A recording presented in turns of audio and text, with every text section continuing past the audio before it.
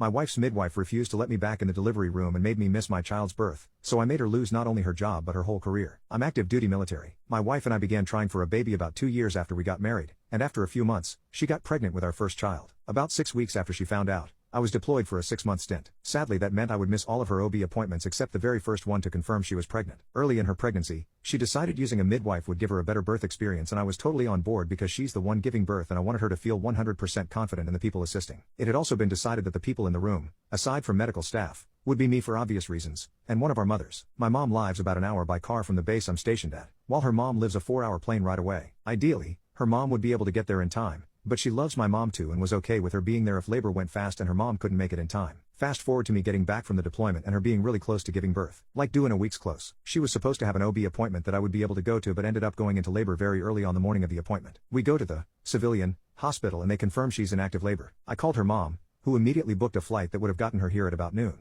Then, my mom came to the hospital a few hours later. A while later the midwife came in to see my wife and was rude from the start. My wife told her I was back from deployment, and she calmed down a little but was still clearly not happy I was in the room, especially once I started cracking jokes to try to distract my wife from the pain of the contractions. Then the midwife glared at me and told me to take this seriously and have respect for my wife while she was in pain. My wife asked me to tell her jokes. We were both making jokes, not just me. I thought her hostility was weird, but I was more focused on my wife and doing all I could to support her. As it got closer to noon, my wife was almost 9 centimeters dilated, so I decided not to go pick up her mom from the airport and had her take a cab instead so I wouldn't have to leave for over an hour to drive to the airport. When her mom did get to the hospital, I left the L&D floor briefly to go downstairs and pay the cab driver so her mom wouldn't need to. As the cab was pulling up,